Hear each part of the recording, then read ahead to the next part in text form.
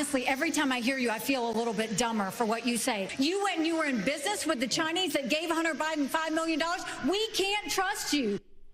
Former Governor Nikki Haley throwing a haymaker at fellow presidential candidate Vivek Ramaswamy in what amounts to an inconsequential scrap deep on the undercard of the GOP battle. Why? Because of the elephant not in the room, Donald Trump. At least in this second Republican debate, Chris Christie finally got some company, calling the former president out. And you know who else is missing in action? Donald Trump is missing in action. He should be on this stage tonight. You're not here tonight, not because of polls and not because of your indictments. You're not here tonight because you're afraid of being on the stage and defending your record. Panel 2 polls released late this week had Trump up more than 50 points over his closest Republican rival. Let's go to Charles Blaine. What do you make of that?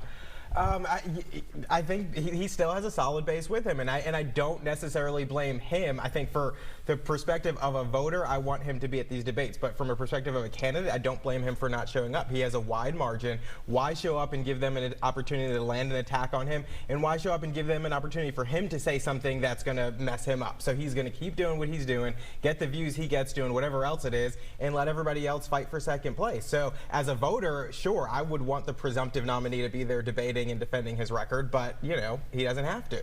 Bill, that 50%, you know, you take everything that everybody in the field has and put it all under one candidate, and they still don't have enough to beat him. What's going on? Well, let me remind everybody, when they say Republican primary voters, we're talking about 12–15% of the United States. So you're talking about half of those people. So you're talking about 6 or 7 million people out of 330 million people that are devout followers of this guy. But this is the dysfunction of the two-party system as we've allowed it to devolve. Those group of people on both sides end up deciding who the rest of us have to vote for in November. It is a broken system. We've got to fix it. Chell, I'm not going to make any assumptions on who you support, but I would assume it's not Donald Trump. Wouldn't you rather run against Donald Trump in 2024? Well, it just really begs the question, why have we just talked about this in the break, which is why have these debates if you're looking at polls like that? Why even talk about the issues? Look, I admire Nikki Haley, I admire Vivek. I think they're healthy debates, right? I didn't watch them, but I'm sure they're healthy debates. But it begs the question, if you're looking at 50%, why even show up?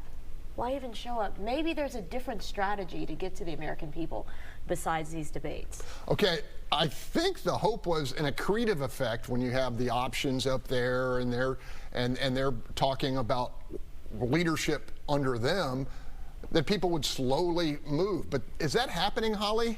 Not really. I mean, we see Trump continue to be strong amongst Republicans, but we also see Trump looking strong when we're looking at head-to-head matchup in polling between Trump and Biden, because Biden is tanking. There's a lot of concerns about whether or not he is really capable of continuing to be the president. You know, watching some of his behavior and his speech on camera and the way he's conducting himself, a lot of concerns there. But you know, there still is time for movement within the primaries. There's time for other candidates to emerge. I do like the fact that at this debate, even though it seems a little bit pointless, there was some discussion of policy. And for some of us, we really are actually interested in policy and not cults of personality. Real quickly, Tony, you know, we just saw Senator Feinstein pass away. Something could happen to, God forbid, but to the president. Who would you pick? Who would you pick? Who would be your Democratic standard bearer?